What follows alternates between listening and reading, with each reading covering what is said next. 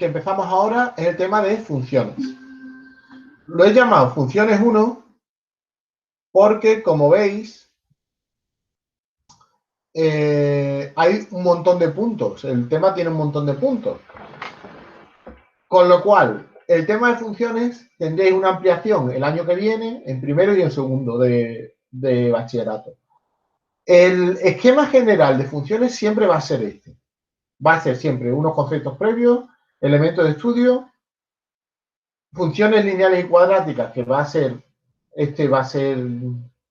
sustituido por funciones de otro tipo, pero siempre vamos a tener unos elementos de estudio y siempre vamos a tener que ver límites, continuidad, derivada, representación gráfica e integral.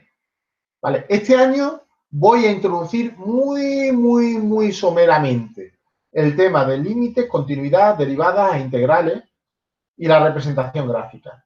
Y vamos a intentar ver todos los elementos de estudio, pero de una forma muy gráfica, sin entrar en analítica. ¿Vale? Bien. Vamos a empezar. Torrado, Dime. me ha dicho Dan que te diga que se le ha ido la wifi. Ah, vale. No pasa nada. Vale. Que intente conectarse cuando pueda y si no, pues se perderá la clase. Vale. Es que en Mérida hay muy poca conexión. Bueno, ¿qué es una función? Una función es una relación. Una relación, pero no una relación entre personas, ni entre grupos de personas, ni... Es una relación en el más amplio sentido de la palabra. Particularmente y tradicionalmente, las funciones se hacían entre conjuntos de números. Aunque la matemática moderna ya está más abierta a lo que relaciona. Pero vamos, básicamente una función lo que va a relacionar son dos conjuntos de números. Es decir, yo tengo aquí un conjunto de números, aquí tengo otro conjunto de números, y los números de este conjunto van a estar relacionados con números de este. No todos los números tienen que estar relacionados, ni del inicial ni del final. Y la única relación, la única condición que le voy a poner, aparte de que estén relacionadas, es que a cada número del conjunto inicial le va a corresponder uno único del conjunto final. Por eso decimos que es una relación monógama en el sentido de que a cada número del conjunto inicial le corresponde uno único del conjunto final. Matemáticamente eso de relación monógama pues queda un poquito feo y se le llama correspondencia unívoca. Una correspondencia unívoca es una relación monógama donde a cada elemento del conjunto inicial le corresponde uno único solo del conjunto final. El hecho de que esto sea así no es casual, porque ya os he hablado de funciones cuando veíamos los polinomios, que en el fondo los polinomios son utilizados para desarrollar. Una de las utilidades que tienen los polinomios es modelar funciones polinómicas. Y imaginaros que yo tengo una fábrica y tengo una máquina. Para mí sería un descontrol si a una hora determinada la máquina me produjera dos cantidades diferentes. El mismo día y a la misma hora yo viera el registro y en el papel pusiera 5 kilos de papel higiénico producido o 7 kilos de papel higiénico producido. Porque entonces yo no tendría un control sobre la máquina. Es decir, ¿qué pasa? ¿La máquina me produce 5 o la máquina me produce 7? O, por ejemplo, si hago una función que relacione vuestro número de clase con vuestra edad, y yo os pregunto, bueno, ¿y qué edad tiene? Y me dice 15 y 11. Yo digo, ¿ah? ¿Vale? Eso es muy importante. El concepto de por qué cada elemento del conjunto inicial tiene que tener uno único del conjunto final. Porque es la manera que tengo de tener el sistema bajo control. Aquellas situaciones que se modelan de tal manera que al conjunto inicial le permite tener varios valores final, el control es mucho más difuso. Y ojo,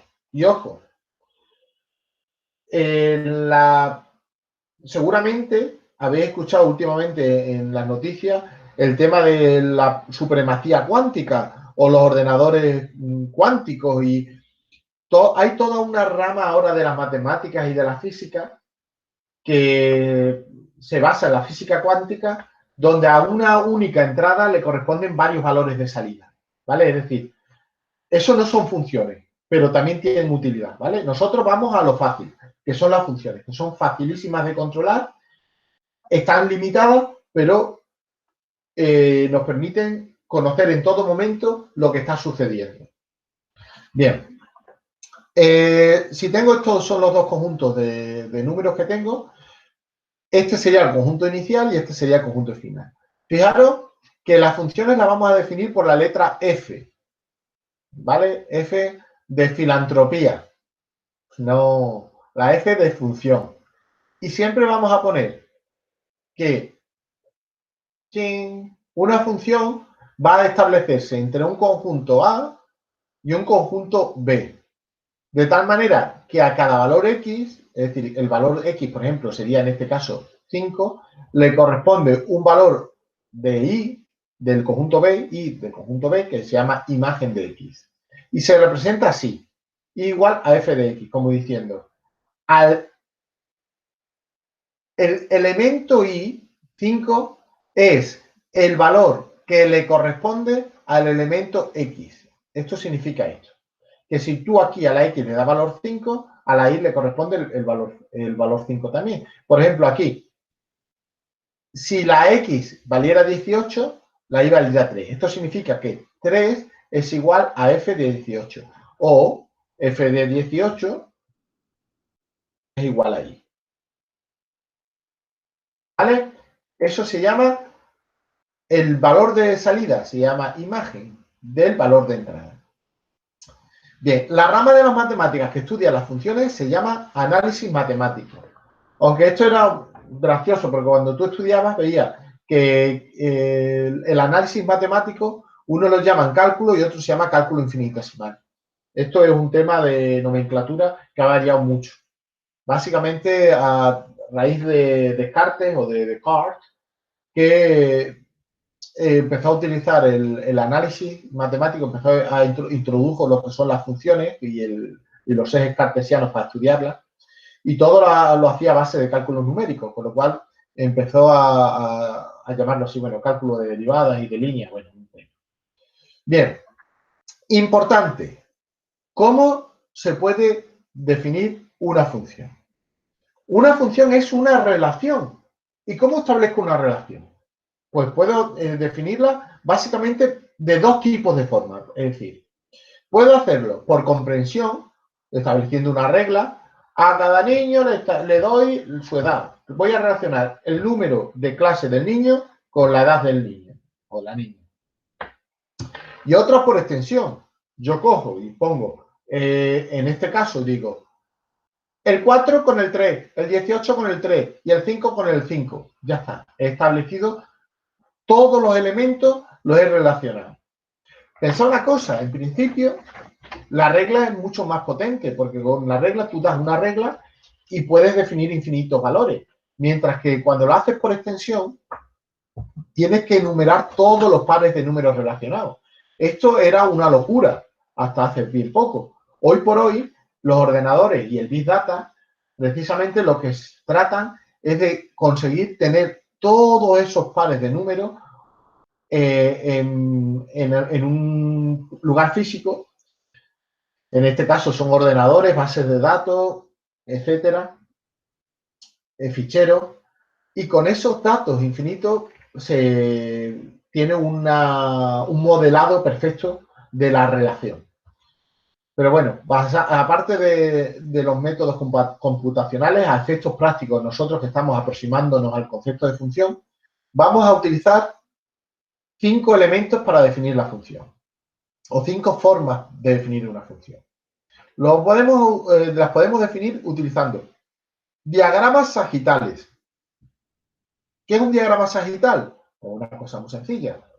Cojo un círculo, pongo varios números Hago un círculo, pongo varios números y a cada número de aquí le hago una flecha hasta un número de aquí. Por ejemplo, si yo tengo tengo tres vasos con lápices, ¿vale? Tengo 3 vasos con lápices. En el vaso número 1,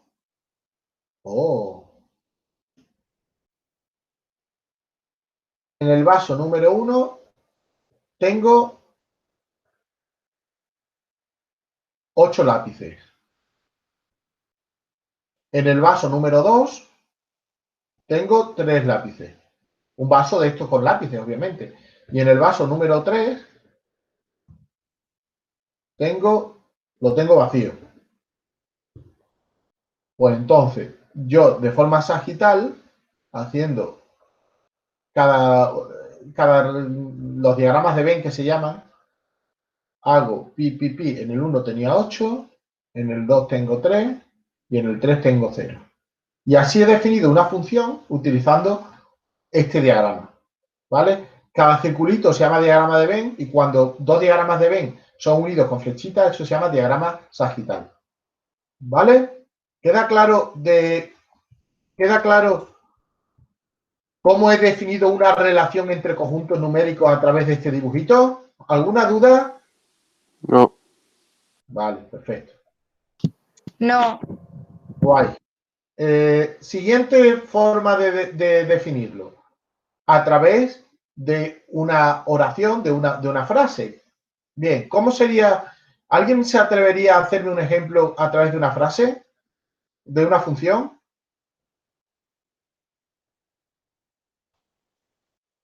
No todos a la vez, de uno en uno. Por ejemplo, el número de clase de un alumno o alumna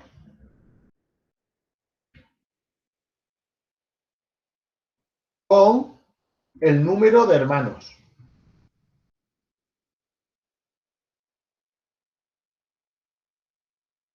Así he definido verbalmente una relación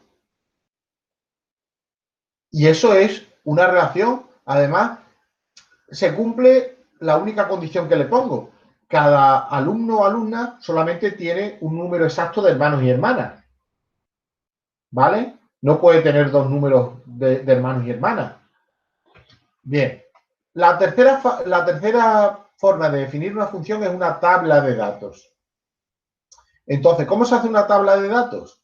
Si yo ahora, por ejemplo, en el ejemplo anterior, me pongo a poner los valores que yo tengo, de tal manera que aquí pongo X y me pongo, bien, el número 1 de la lista, que el número 1 de la lista alfabética, suponiendo que empezamos con el nombre, es Adán. Adán, ¿sabéis cuántos hermanos y hermanas tiene? 1. ¿Contándose a él o sin contarse a él? Sin contarse ahí. Es él y su hermano. 2. Vale, el segundo es Aitana. Aitana, ¿cuántos son en la familia? 2 también. Mi 2. hermano y yo. Vale, el tercero es Amalia. Estoy sola. ¿Torrado? Sí. Y así voy, después, ¿vale? ¿Quién era el cuarto después de Amalia? ¿Quién iba por orden alfabético? A, B, B. Bueno, ya está. Diego, Diego, ¿cuántos sois? son 3, creo. Vale. ¿Vale? Y así hago una tabla de datos. Una relación entre el número de clase, en este caso ordenado alfabéticamente por el nombre de pila, y una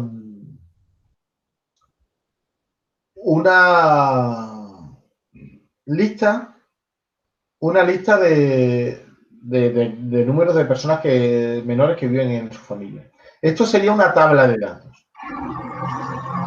Lo siguiente sería una representación gráfica. Entonces, para hacerlo, puedo utilizar estos mismos datos para hacer una representación gráfica. ¿Cómo? Voy poniendo establezco dos ejes. Quedaron mucho con el cante de esto porque el ejercicio de mañana va a ser precisamente a que os inventéis una función y la defináis de todas estas formas. Entonces digo, el 1 se corresponde con el 2. Aquí iría la X y aquí iría la Y. Ahora lo pongo. El 2 con el 2. El 3 con el 1. Y el 4 con el 3.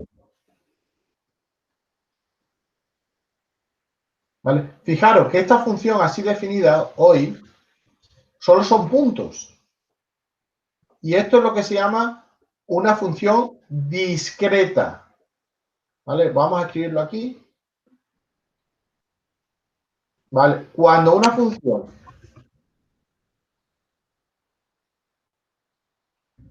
solo establece la relación entre un conjunto específico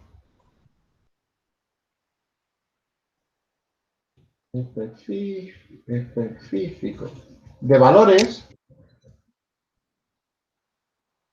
la representaremos con puntos aislados y diremos que es una función discreta.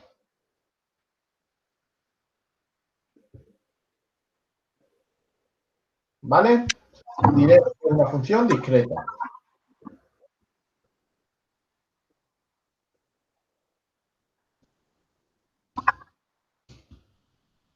Cuando los valores representados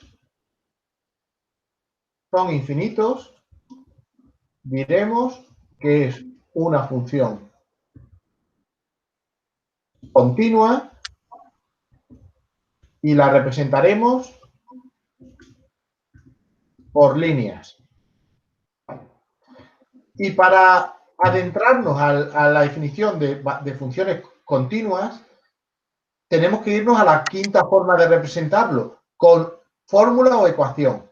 Si os acordáis, cuando vimos los polinomios de primer y segundo grado, veíamos cómo representábamos, ¿verdad? De hecho, en el examen una de las preguntas fue representar funciones de primer y de segundo grado. ¿Sí?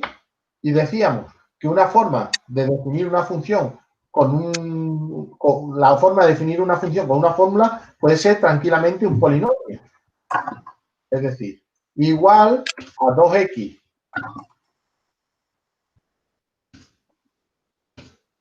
más 3. De tal manera que esto es un conjunto infinito de valores. Para cada valor de x hay un valor de y. Si la x vale 0, la y vale 3. Si la x vale 2, la y 2 por 2, 4, más 3, 7. Si la x vale 30, 30 por 2, 60, más 3, 63. Y como teníamos muchos valores, si os acordáis, para representarlos todos, podía utilizar una gráfica a través de una tabla. Pero bueno, eso ahora avanzaremos en ello. Ahora lo que os tiene que quedar claro es que hay 5 formas de definir o de definir una función. Una, con un diagrama sagital. 2, verbalmente. 3, con una tabla de datos. 4, con un dibujo. Y 5, con una fórmula o ecuación. ¿Vale? ¿Eso queda claro? Sí. Sí. Vale. Continuamos. Sí. Vale. Continuamos. Elementos de estudio. Bien. Vamos a centrarnos este año vamos a centrarnos en el estudio gráfico de una función. ¿Vale? El estudio gráfico de una función. Fijaros una cosa, nosotros cuando vimos los polinomios aprendimos a representar gráficamente tanto funciones lineales o polinomios de grado 1 como funciones cuadráticas. ¿Vale? Si os acordáis, teníamos dos tipos de representación. Uno que era básicamente así, lo pongo en verde, funciones que eran así, y lo otro eran funciones que eran así, como esta. ¿Os acordáis? Sí, vale, muy bien. Vale, básicamente son las funciones que vamos a estudiar este año, pero vamos a prestar atención a distintas causísticas o distintas situaciones que hay. A ver, en primer lugar, mirad este gráfico que tengo aquí. Esto puede ser, por ejemplo, el caudal que tiene. Yo tengo un depósito y un depósito o tengo un aparato electrónico que dependiendo de la electricidad o la tensión que tenga entre sus bornes, me da una respuesta o me da cuánto aire me expulsa un ventilador, ¿vale? Es decir, yo tengo una máquina que tiene una entrada de electricidad, la diferencia de potencial entre los bornes de entrada, y dependiendo de ello, me avienta más o menos aire. Fijaros una cosa, en primer lugar, la máquina me va a dar aire incluso con valores de tensión negativo. Vemos aquí que cuando la tensión es menos 1,5 empieza a funcionar. Cuando es menos de 1,5, ¿vale? Porque la X es lo que yo le doy a la máquina y la Y es el valor que me devuelve. Fijaros, en este punto, cuando la X vale menos 5, la máquina está parada. El que esté parada o esté funcionando la máquina, os tenéis que pensar que esta altura, la altura desde la gráfica hasta abajo, es el valor que devuelve la máquina cuando la X vale esto. Os voy a poner un ejemplo más sencillo que después lo extrapolaremos a este. Vamos a irnos. Vamos a ver solamente.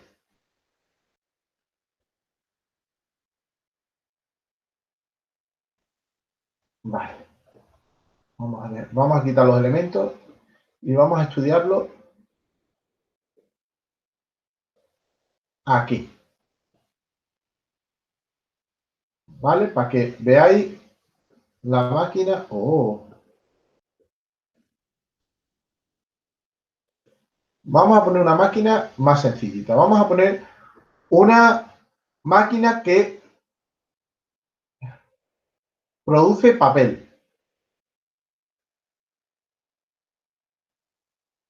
De tal manera que yo la pongo a funcionar a las 10 de la mañana, bueno, a las 8 de la mañana, la pongo a funcionar a las 8 de la mañana, pongamos que estos son cada 2 horas, empieza y a las 8 de la mañana la máquina me empieza a funcionar. De 0 de la mañana a 8 de la mañana la máquina ni le va ni le viene, ni funciona. ¿Estamos de acuerdo? Sí. Bien. Y a las 8 de la mañana empieza a producir. Empieza a producir madera, empieza aquí. Pues hasta a las 8 va de 2 en 2. Esto serían las 10, las 12, las 2, las 4 y las 6. ¿Vale? Solo tenemos datos hasta aquí. Fijaros qué pasa. A las 8 de la mañana la máquina no produce nada. Pero hasta las 10 aumenta su producción hasta 2,5. ¿Vale? Supongamos que estos son toneladas de papel que produce. Y supongamos también que estos son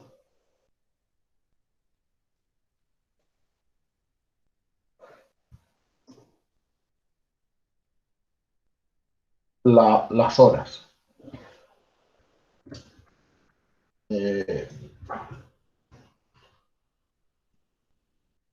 ¿Vale? Voy a poner las unidades, las horas, sabiendo que hay 2 unidades por cada cuadrícula, ¿vale?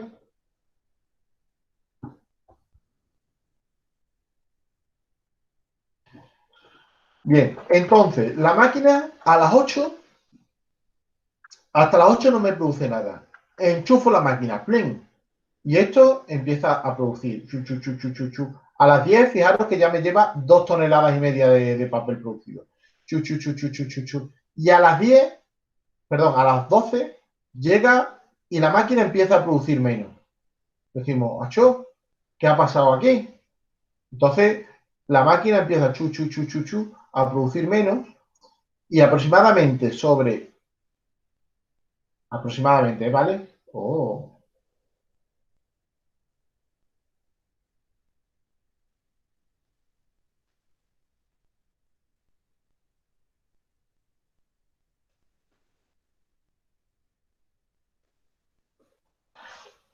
Sobre las 8, 10, sobre las 2, de nuevo la máquina me empieza a producir más papel. 8, 10, 12, 2. Y empieza a producir y se pone como loca a producir y a subir más la producción. ¿Vale? Fijaros una cosa. ¿Qué elementos de estudio podemos tener? Vamos a tener, en primer lugar, las horas a las que trabaja.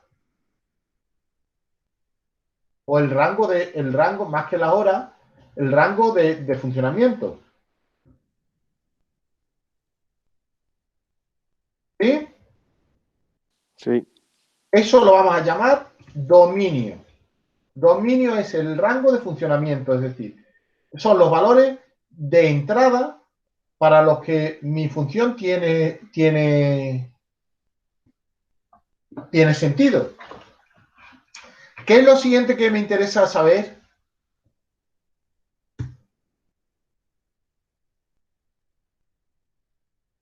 Si yo tengo una máquina y soy el dueño de la empresa, ¿qué es lo que más me interesa saber de la máquina? ¿Cuánto produce? ¿Cuánto produce? Exactamente, ¿cuánto produce? Pues eso, el cuánto produce, se llama recorrido. En inglés, el recorrido se dice range, que realmente es el rango. El rango el rango de funcionamiento, es que esto, más que rango de funcionamiento, lo vamos a llamar valores o horas de trabajo, es decir, ¿cuándo trabaja?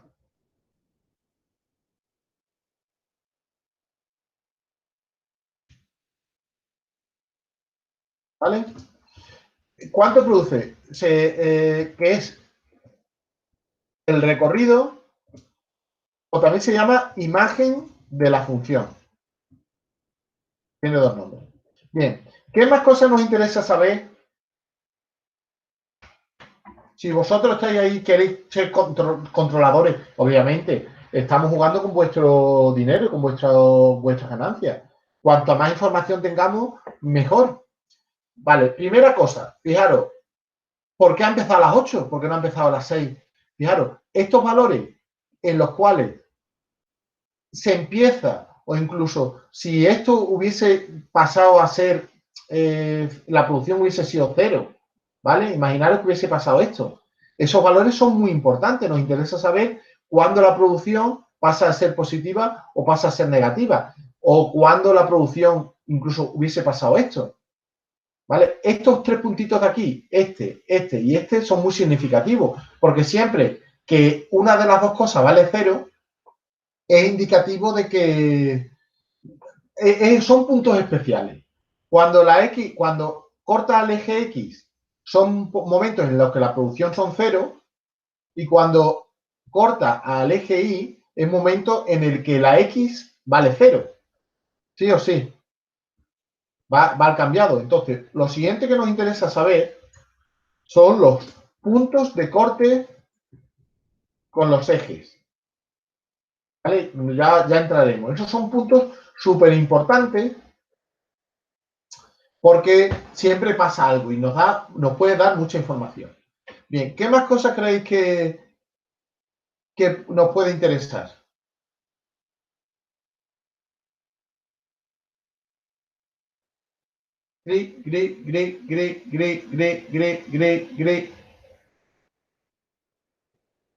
Bien, lo siguiente que nos puede interesar es simetría.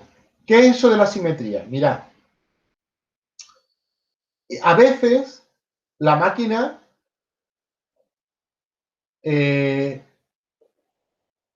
oh,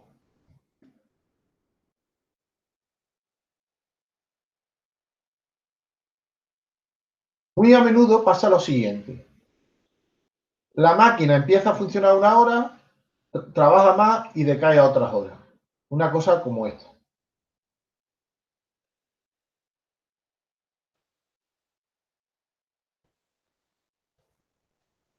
Esa función tiene simetría. ¿Cuál es el eje de simetría? Este. ¿Eso qué me dice? Que si estos son las 8 de la mañana, yo estudiando de las 2 a las 8, ya sé lo que va a pasar de las 8 a las 10, 11, 12, a las 2, porque hay cierta simetría. Esta es una simetría respecto a un eje cualquiera, pero a veces las funciones, por ejemplo, las funciones eléctricas, las funciones de las señales electrónicas, o guardan una simetría respecto al eje cero. Es decir, que un aparato eléctrico generalmente tenga la misma respuesta cuando le doy 2 voltios que cuando le doy menos 2 voltios. De tal manera que cuando yo diseño la respuesta que va a tener el aparato electrónico, no tengo que estudiar la respuesta cuando va a ser negativa a la respuesta cuando va a ser positiva. ¿Por qué? Porque esta simetría me permite que solamente estudiando la parte positiva, después los valores o los resultados los pueda extrapolar a la parte negativa. ¿Queda eso claro? Bueno, pues lo siguiente que voy a poner es simetría, que es un elemento bastante interesante, aunque ya digo, muchas de las cosas que estoy explicando aquí no os van a valer de momento, sino son para el año que viene o para el siguiente, pero para que os vaya sonando. Bien, la siguiente cosa, interesante, el siguiente elemento de estudio va a ser la continuidad. ¿Qué significa? ¿A qué os suena a vosotros continuidad?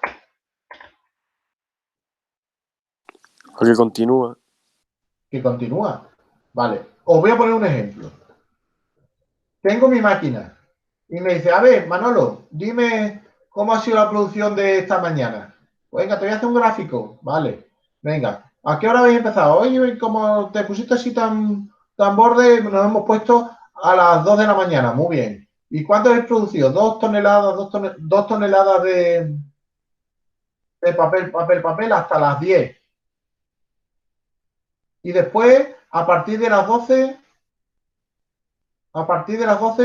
nos hemos puesto y hemos producido 1 tonelada. Y tú te quedas así diciendo, hostia, ¿qué ha pasado ahí?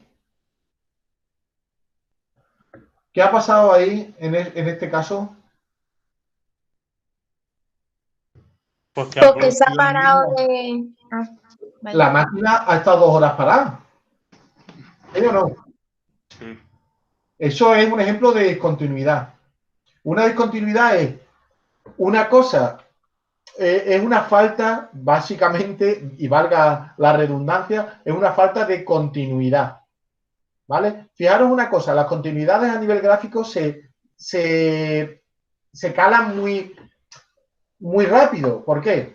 Porque a nivel gráfico la continuidad conlleva una separación del trazo. El trazo no continúa. ¿Vale? Fijaros, eso es un ejemplo de discontinuidad y además un ejemplo de discontinuidad muy gordo. ¿Por qué? Porque es un tipo de discontinuidad donde se pierde un tiempo de trabajo. Pero también podría haber pasado esto. Podría haber pasado esto. Ahí también hay una discontinuidad. Ahí directamente, ¿qué ha pasado? Que la máquina estaba produciendo 2 toneladas, 2 toneladas, 2 toneladas, y de buena primera que ha hecho brum, y ha empezado a producir 1. ¿Veis? Estos son ejemplos de discontinuidad. O podía pasar esto. Imaginad que la máquina está funcionando y se va la luz un segundo. ¿Cómo sería la función si la luz se fuera un segundo? Pues si la luz se fuera un segundo, se representa así, con con un huequecino. A ver, esto me ha salido muy gordo para que lo veáis. Pero si la luz se va un segundo, se representa así.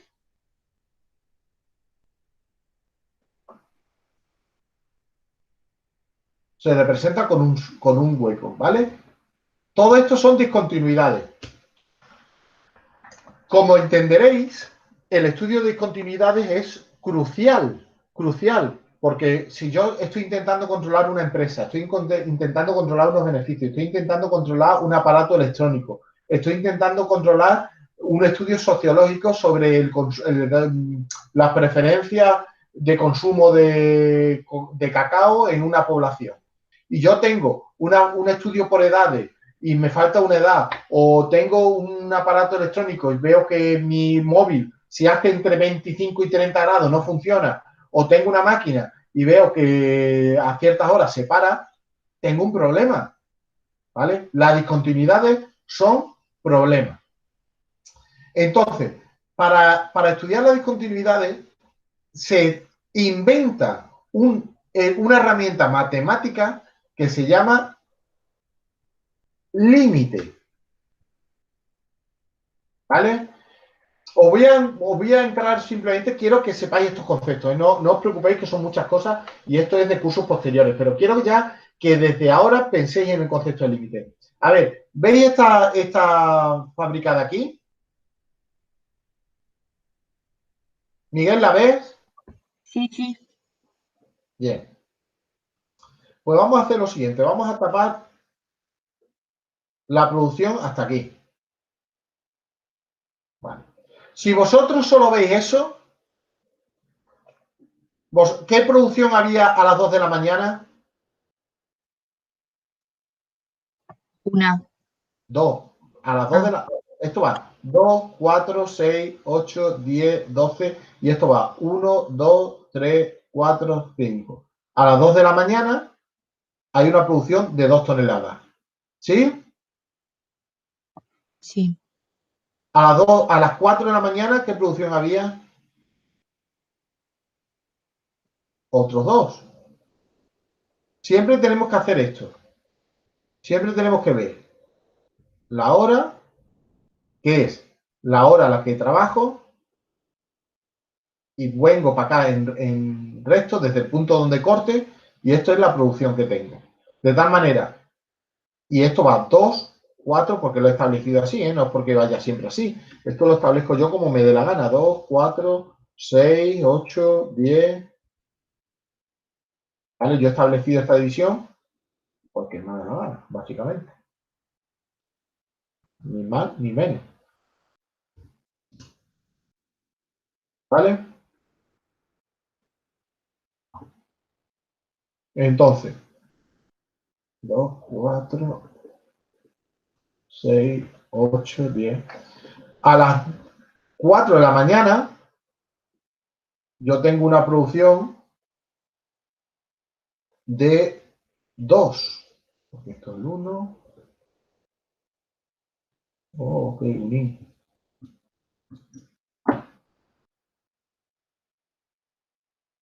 Y a las 6 de la mañana, ¿qué producción tengo?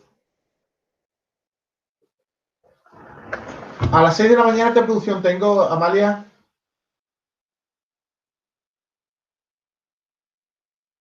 Amalia, Dime. a las 6 de la Otras mañana, dos. 2. Y a las 8 de la mañana, Pues otras 2 más. y a las 10, Pues otras 2. no lo sabemos, porque a las 10 ha aparecido aquí, alguien ha puesto sobre mi gráfica un corazón y no sé exactamente cuánto hay a las 2. Pero si no pasara nada raro, debería ser 2, Serían ¿verdad? otras 2. Sí.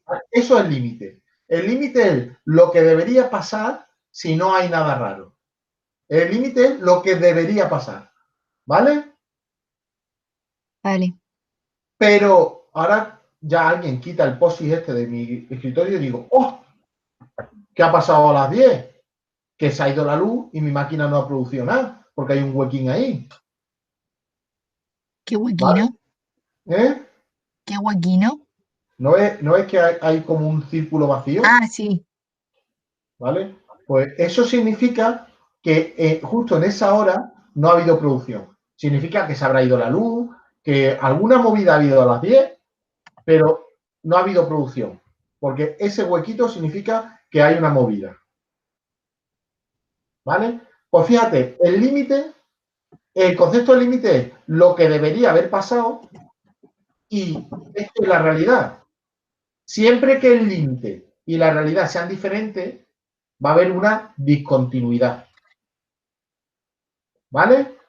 Y las discontinuidades son problemas. Por eso las discontinuidades, el estudio de discontinuidades es súper importante. Lo dejamos aquí, ¿vale? El próximo día continuamos con más elementos de estudio. Este tema va a ser bastante más fácil porque no va a ser no va a haber muchos cálculos, pero va a haber muchos conceptos, ¿vale? Así que, por favor, estudiaron los conceptos, que es lo que nos importa. Antes de nada, ¿alguna duda, alguna